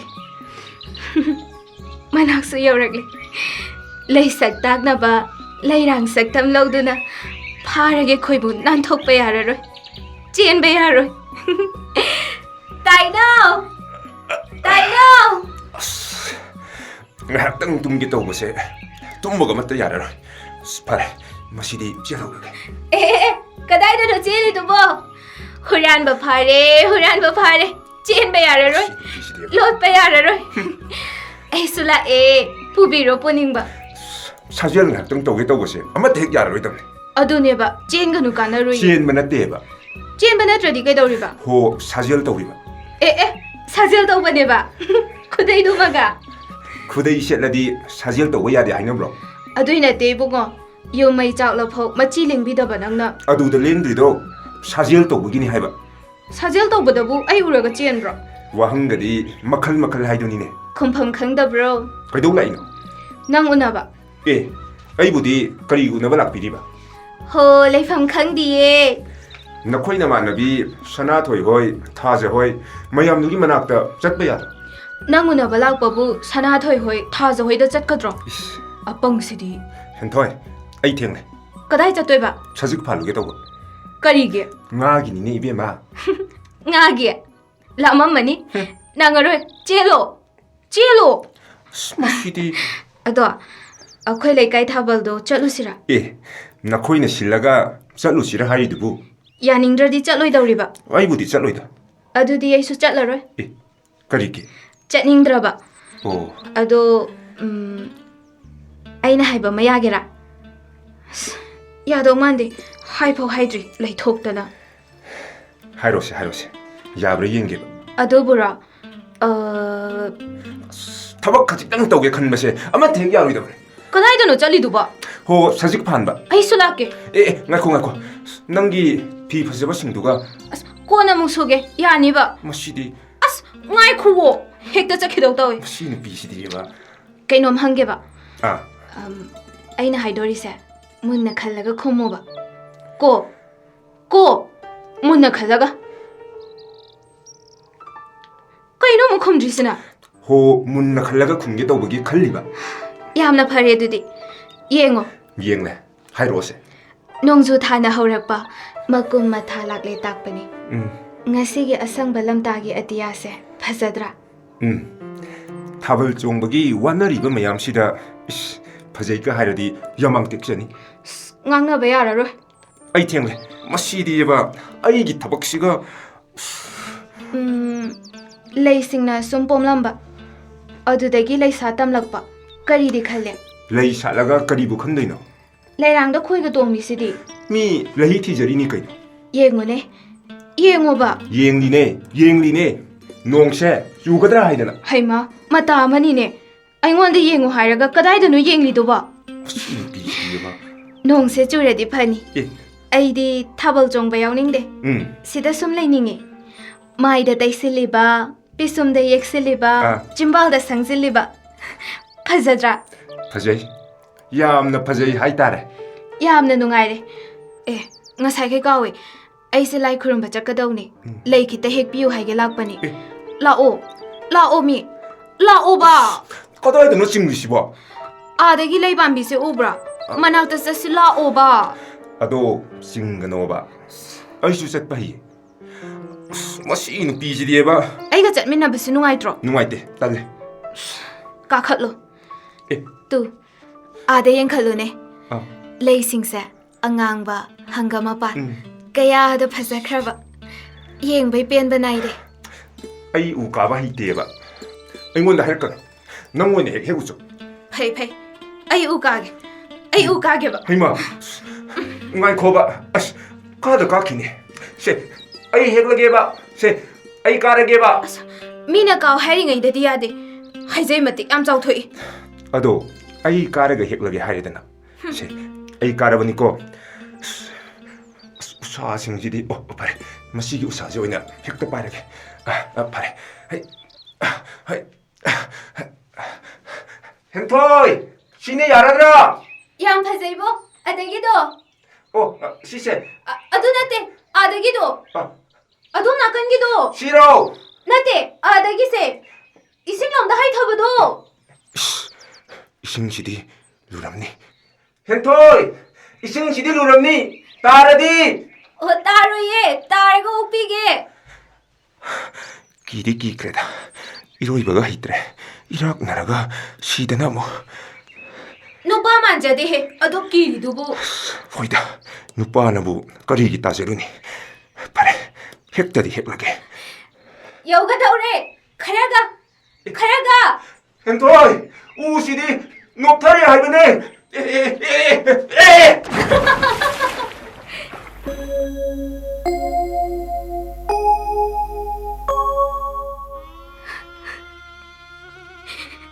ꯑꯩꯕꯨ ꯀꯧꯕ ꯉꯝꯍꯟꯗꯕ ꯊꯧꯗꯣꯛꯁꯤꯡ ꯅꯤꯡꯁꯤꯡꯍꯜꯂꯅꯨꯕ. ꯑꯩꯒꯤ ꯅꯥꯛꯇꯒꯤ ꯂꯣꯏꯅ ꯆꯠꯈ꯭ꯔꯣ.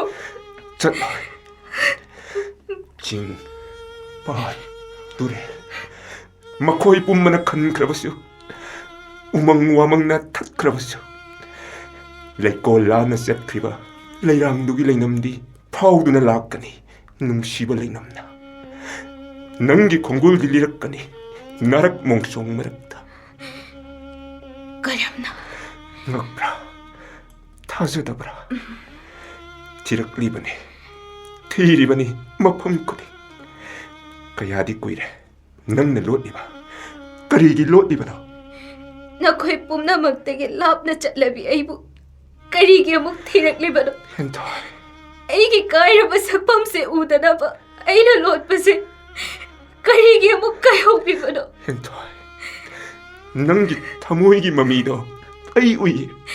ꯆꯠꯈ꯭ꯔꯣ. ꯅꯈꯣꯏ ꯂꯣꯏꯅ ꯆꯠꯈ꯭ꯔꯣ.ꯀꯗꯥꯏꯗ ꯆꯠꯀꯗꯕ? ꯑꯩꯅ ꯎꯔꯣꯏꯗꯕ ꯃꯐꯝꯗ. ꯀꯔꯤꯒꯤ ꯄꯨꯟꯁꯤꯕꯨ ꯑꯗꯨꯛ ꯂꯥꯏꯅ ꯈꯟꯕꯅꯣ? ꯅꯪꯕꯨ ꯄꯨꯝꯅꯃꯛꯁꯤꯡ ꯑꯗꯣ ꯀꯥꯎꯕ ꯉꯝꯂꯗ꯭ꯔꯥ? ꯉꯝꯂꯤꯕꯁꯤꯗꯤ ꯍꯧꯈ꯭ꯔꯕ ꯄꯨꯟꯁꯤꯒꯤ ꯋꯥꯔꯤꯅ ꯑꯗꯨꯝ ꯋꯥꯍꯟꯕ, ꯑꯗꯨꯝ ꯀꯞꯍꯟꯕ. ꯑꯩꯒꯤ ꯅꯥꯀꯣꯡꯁꯤꯗ ꯅꯈꯣꯏꯒꯤ ꯇꯦꯡꯊꯥ ꯈꯣꯟꯖꯦꯜ ꯇꯥꯅꯤꯡꯗꯦ.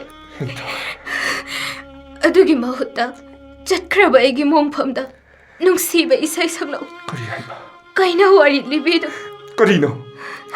ꯀꯔꯤꯅꯣ? ꯅꯪꯅ ꯉꯁꯤ ꯃꯃꯩ ꯃꯀꯣꯛ ꯁꯝꯅꯗꯕ ꯋꯥꯍꯩ ꯉꯥꯛꯇ.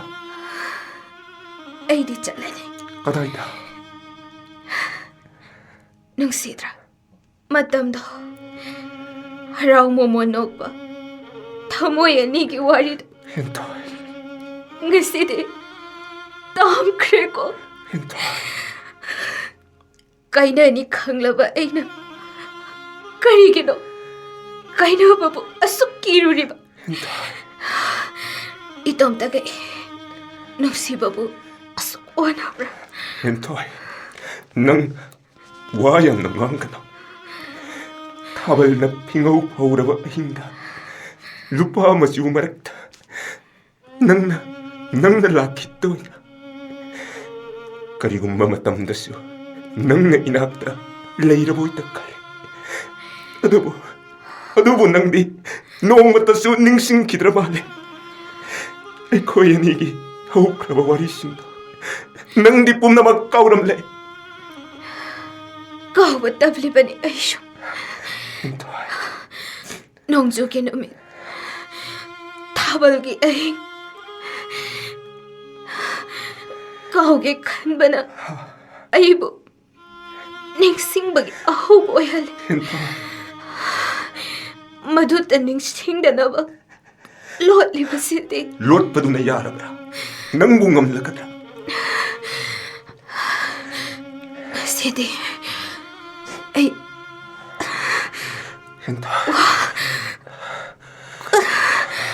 ꯉꯥꯡꯅꯤꯡꯉꯦ ꯉꯁꯤꯗꯤ ꯑꯩꯕꯨ ꯍꯦꯟꯊꯣꯏ ngang ngang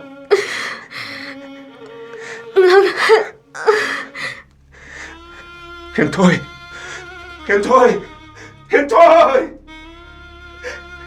낭이부 타독구나 짝바 야루예 제 낭이부 타독구나 짝바 야루예 헨토이 까나 리버게 헨토이 집에 놓으면 우크레 까나 리버게 헨토이 집에 놓으면 우크레 헨토이 낭이부 타독구나 짝기노 낭이부 타독구나 짝기노 헨토이